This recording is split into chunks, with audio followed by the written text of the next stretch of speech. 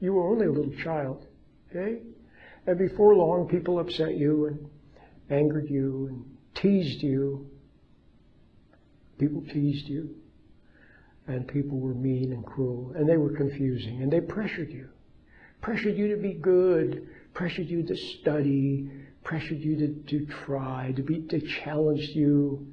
All these different challenges. They challenged you at church. To be good, to study more, to read more Bible verses.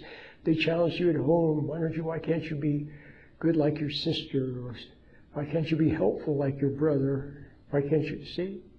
And at school to get better grades and higher grades and just endless pressure.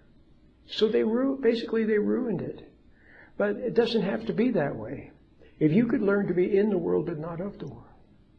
If you could learn to be in the world and see the craziness, see, on the outside, see the craziness, see the pressure, but just not respond to it. See it, okay, but don't react to it. See it, don't resent it. See, your problem is you didn't know how to deal with it. After all, you were only a little child. Plus, there weren't good examples around for you. That's what Father's supposed to teach you how to meet life with composure. See, and then at a certain point, when you become an adult, then at a certain point, when you begin to pick up the spiritual life, then you also have the assistance of grace and God's light. But it was all just too much pressure, too much confusion everywhere you looked, and cruelty.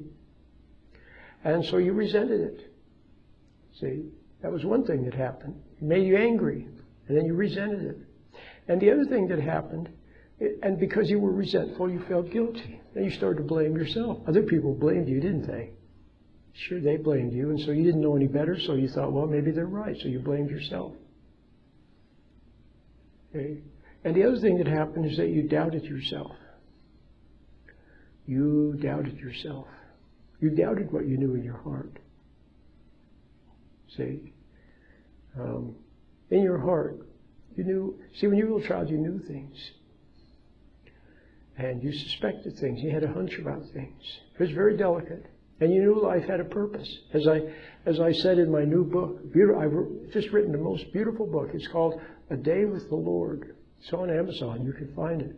You'll have to Google search A Day with the Lord, maybe my name, Roland Trujillo, or A Day with the Lord, Amazon. You'll find it. Beautiful book. But in my introduction, I say that, do you remember when you were a little child, maybe on a summer's evening?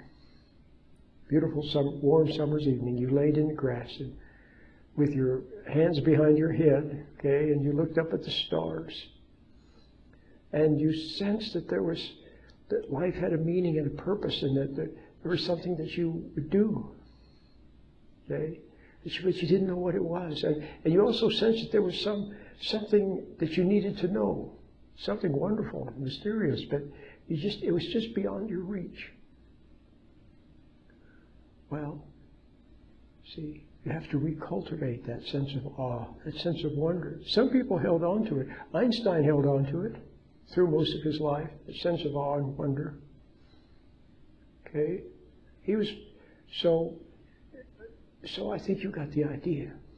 So how are you going to come back to it? Well, you have to reverse, see, the process. The process that led to your losing it. See, so you hated people. Eventually you hated them. See, it seemed like they were ruining your life with their pressures and their confusion and their meanness and their comparisons and everything else. But what you have to understand is they wouldn't have affected you if you hadn't resented them. So the first thing you have to do is learn the lesson, to not resent other people. That's the number one lesson to learn, not to resent. Don't resent other people. Don't resent yourself. Don't resent your circumstances. Don't resent whatever symptoms you may have. Don't resent anything.